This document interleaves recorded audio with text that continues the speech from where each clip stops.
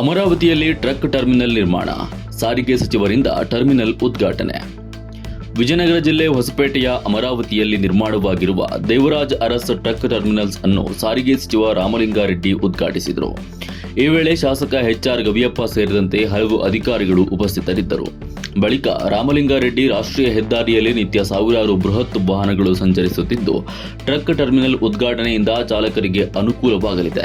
ಅತ್ಯಂತ ಸುಸಜ್ಜಿತವಾಗಿ ನಿರ್ಮಾಣವಾಗಿರುವ truck terminal ಸುಮಾರು 400 ವಾಹನ ನಿಲುಗಡೆಯ ಸಾಮರ್ಥ್ಯ ಹೊಂದಿದೆ ಎಂದರು.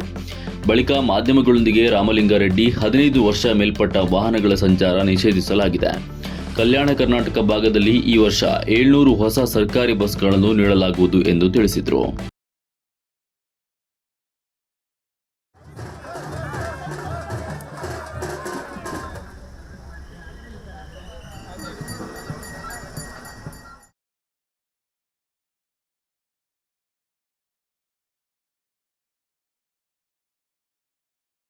ಇವರು ರಾಜ್ಯದಿಂದ ರಾಜ್ಯಕ್ಕೆ ಹೋಗ್ತಾ ಇರ್ತಾರೆ. ನಮ್ಮ ರಾಜ್ಯದಲ್ಲೇ ಬೇರೆ ಬೇರೆ ಕಡೆಯಿಂದ ಜಿಲ್ಲೆಗಳೆಲ್ಲ ಹೋಗ್ತಾ ಇರ್ತಾರೆ. ಅವರಿಗೆ ಸಾಧ್ಯವಾದಷ್ಟು ಅನುಕೂಲಗಳು ಆಗಬೇಕು. ಈಗಿರ್ತಕ್ಕಂಥದ್ದು ಸಾಲದು, ಇನ್ನೂ ಕೂಡ ಮಾಡಬೇಕು. ನಮ್ಮ ರಾಜ್ಯ ಸರ್ಕಾರ ಕೂಡ, ಕೇಂದ್ರ ಸರ್ಕಾರ ನ್ಯಾಷನಲ್ ಹೈವೇಸಲ್ಲಿ ಮಾಡ್ತಾರೆ.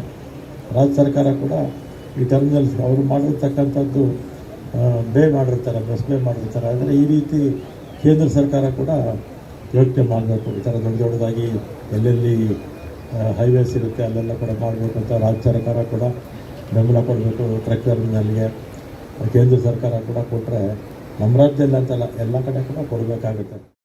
ಸುಮಾರು 37.5 ಎಕರೆ 40 ಕೋಟಿ ರೂಪಾಯಿ ವೆಚ್ಚದಲ್ಲಿ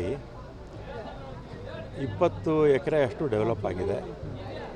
ಸುಮಾರು 400 ಡ್ರೈವರ್ಸು, ಡಾರ್ಮೆಟ್ರಿ ಒಂದು ಬಿಲ್ಡಿಂಗು ಕೂಡ ಆಗಿದೆ. 400 ಜನ ಮಲ್ಕೋಬೋದು ಡ್ರೈವರ್ಸು. ಯಾಕಂದರೆ ಹೈವೇ ಅಲ್ವಾ ಇದು, ಪ್ರತಿದಿನ ಸಾವಿರಾರು ವೆಹಿಕಲ್ಸ್ ಹೋಗುತ್ತೆ. ಆ ವೆಹಿಕಲ್ಸಲ್ಲಿ ಲಾರಿಗಳು ಅತಿ ಹೆಚ್ಚು ಇರುತ್ತೆ.